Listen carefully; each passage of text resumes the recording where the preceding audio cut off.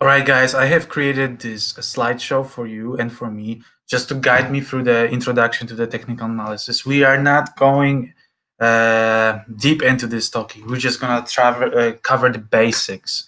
So let's start with defining technical analysis. I would say that technical analysis is a short-term or mid-term price analysis of an investment. It's based on a price change, maybe volume turnover, maybe book order change, or technical indicators. Technical analysis is used to determine the probable change in prices in the future based on the past evaluation. And I know, it sounds like we're looking at the history and we try to determine the future, and it's not always the case. However, let me explain it further. Let me finish.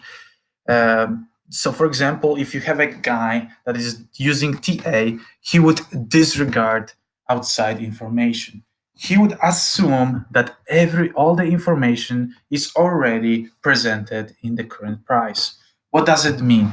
Well, how the price is determined. The price is determined by supply and demand, right? And if you had basic economics or you understand basic economics, you know that the demand has many factors that can influence it. And one of them is the future expectations. So, for example, if you know some news that, I don't know, Bitcoin may partnership with someone like, I don't know, Microsoft in the future, or you heard some news about it, right? People would buy it. People will buy it right now, pumping the price up, right? So this information is already included in the price. Or you have some expectations about Bitcoin to be adopted by a wide audience like businesses or people. Maybe it will, maybe it not. I have the expectations that it will, and many people have that expectations, and they purchase the Bitcoin, and they don't want to sell it. If they don't want to sell it, they reduce the supply. If the supply is reduced, I mean, they don't really reduce the supply, but like they don't want to sell, right? So you have to find a person that is willing to sell, and this person may have different people have different reservation prices. So, for example, I say I have Bitcoin and I'm not willing to sell it till it's like 20,000 or 50,000, and I'll keep holding it till the price reaches that point, right? And if all the people have the same reservation prices, they will not sell. They will not sell until the price reaches that point. Anyways, this may sound complex, but the basic idea behind it is that present value discounts the future.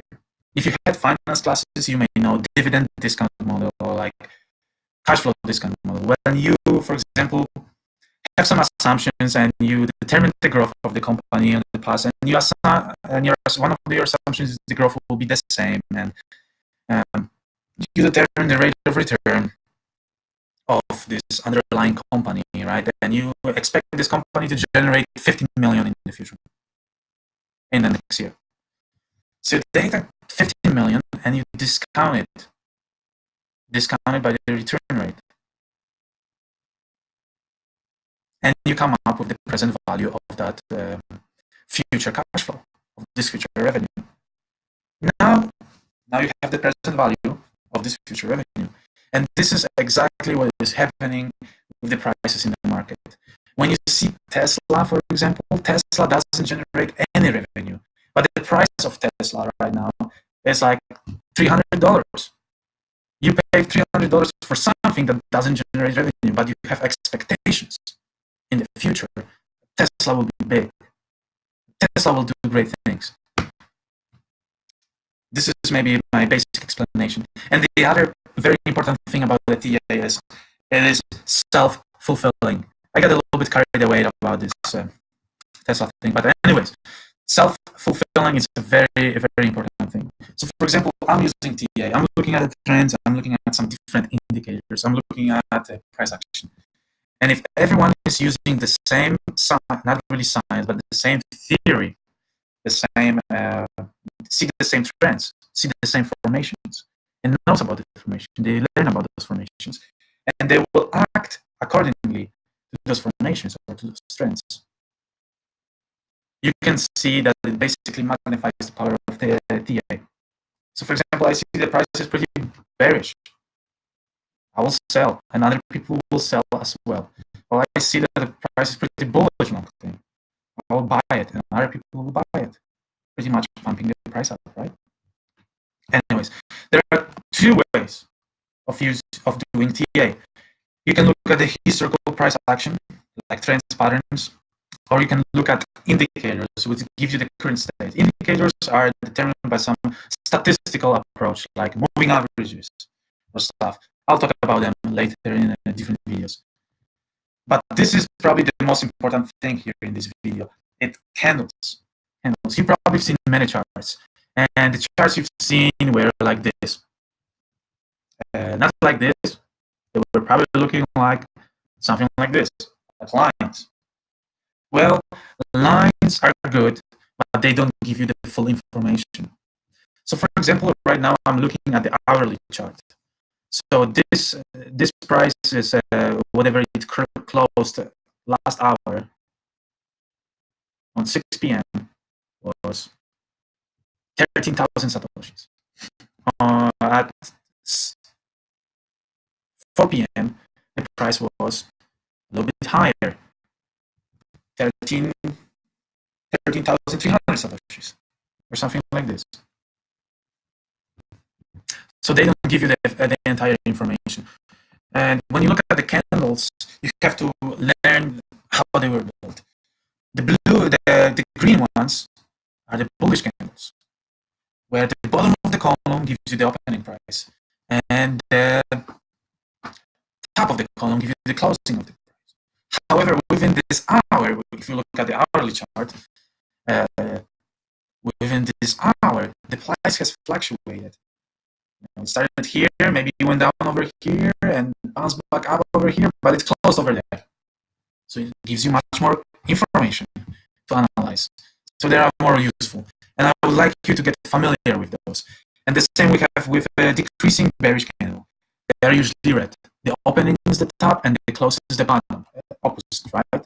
And again, it could open here, went high up over there, went down low over here, and closed over here. We don't really know unless you change your time frame and go from 1 hour basis to maybe like 5 minute basis, and you look at the candles. All right, you have a 5 minute chart.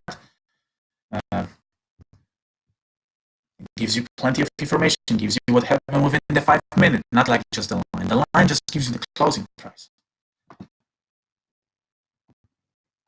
So we got that covered. Now let's talk about trends.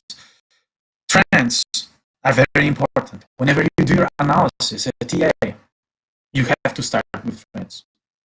And I would say you can distinguish 3 different trends, like long-term trends, mid-term trends, and short-term trends. I'll give you the basic idea. Long-term would be 1 year and beyond. Mid-term trends are usually weeks, months, maybe half year. Short-term is days and weeks, or maybe days and weeks, or maybe 1 month. That would be a short-term. So those are really important in doing TA. And how to spot them? How to spot trends? Well,